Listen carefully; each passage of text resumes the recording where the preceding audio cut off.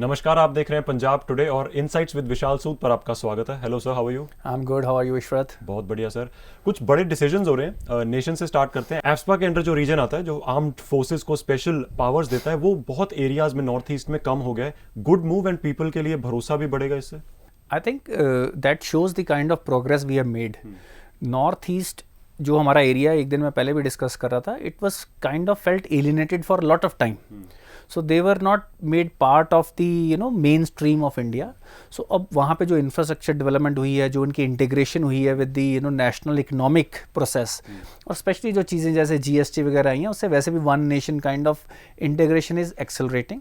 और ये उसी का रिजल्ट है. और जो जिस सिंसेरिटी से वहाँ की जो भी गवर्नमेंट्स हैं और उन्होंने जो नेगोशिएशंस की हैं, people who have taken up arms, so it has decrease the requirement of those forces in most of the areas. And I hope ultimately it becomes zero. But as long as it is required, it's a good thing that we are showing the signs of progress.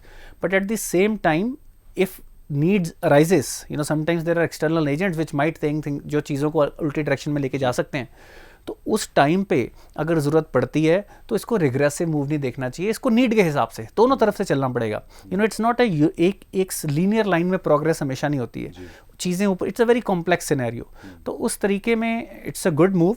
पर जहाँ पे भी ज़रूरत पड़े government को हम flexibility दें, हम उन पर ट्रस्ट करें कि they are doing things which are good for the nation. बिल्कुल.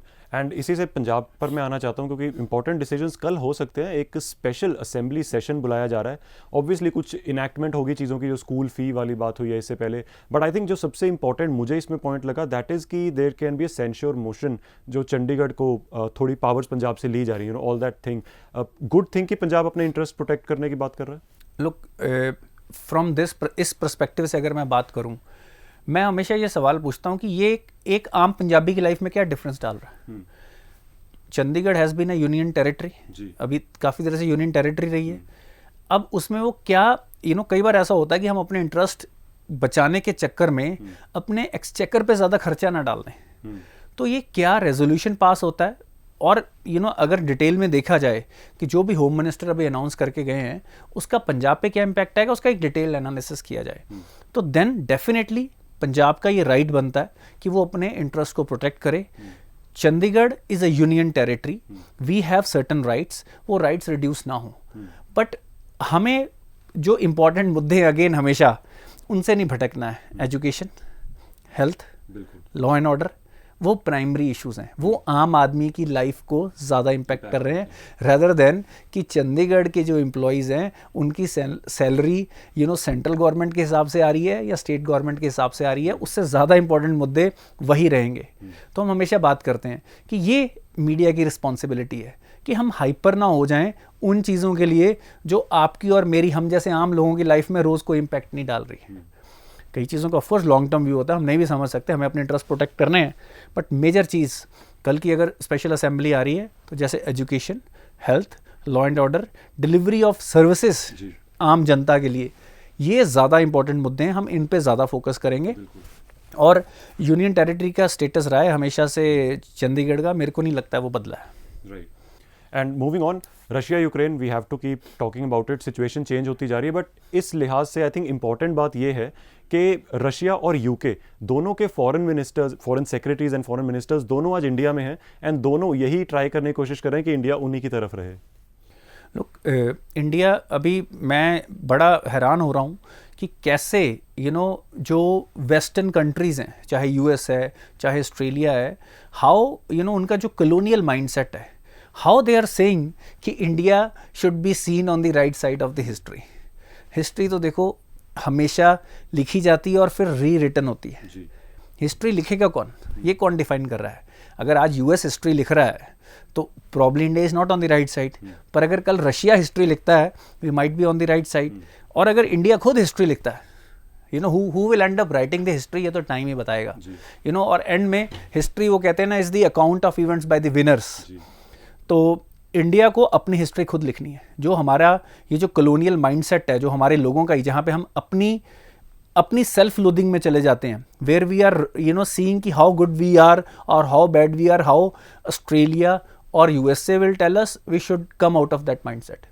We are a world power and we should act like one.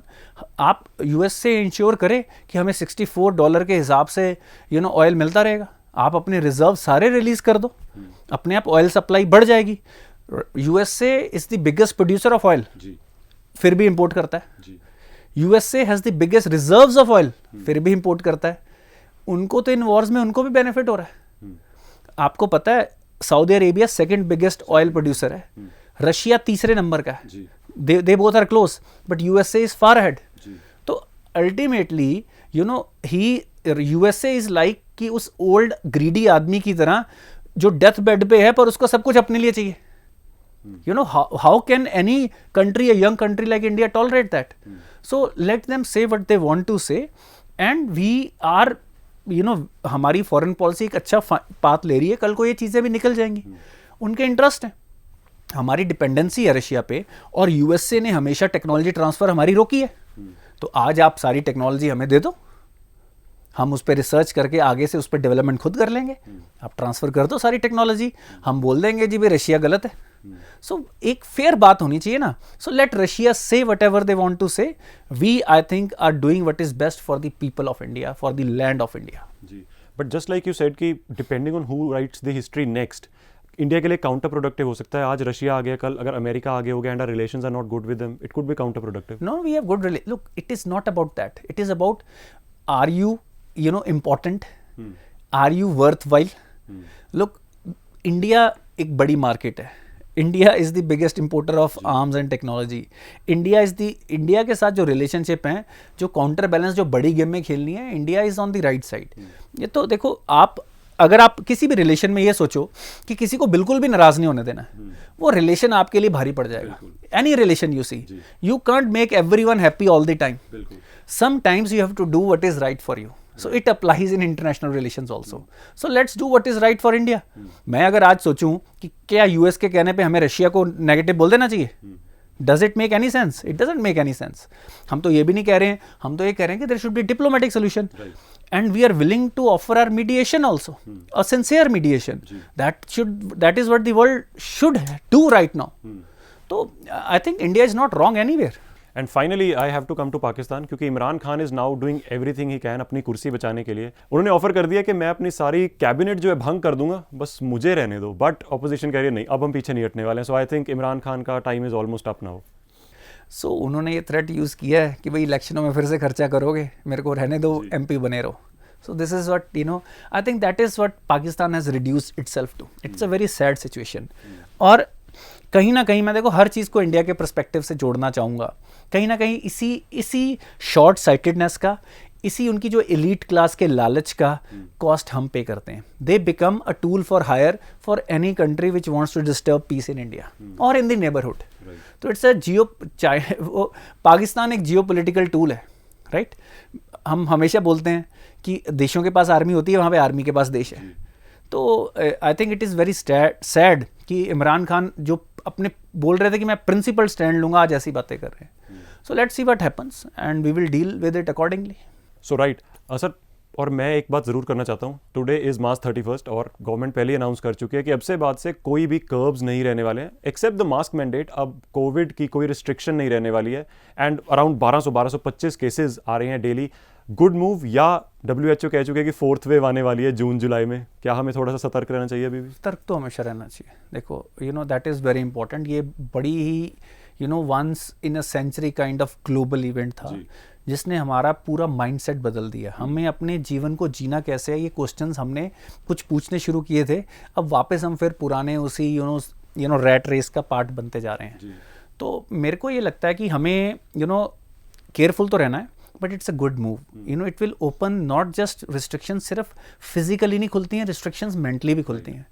एक जो बेसिकली लोगों की जो भावनाएं होती हैं उसके बेसिस पे मार्केट ड्रिवन होती है. When people start feeling positive, they start making purchase decisions, they start spending. When they start spending, investment environment improve होता है, लोगों को जॉब्स मिलती है, लोगों को हायरिंग होती है. तो I think that is a very good move. और दूसरी बात रिस्क की, जो WHO ने बोला है, मेरे को लगता है कि हमारे पास एक यूनिक एडवांटेज रहा है. जहाँ पे देखो क्रेडिट ड्यू है, हम दें, ऑलमोस्ट 180 करोड़ के करीब करीब हम वैक्सीनेशंस कर चुके हैं. We have 2 vaccines with us. Now we are launching a vaccine for kids also, which has been launch, sorry, we have already launched a vaccine for our kids.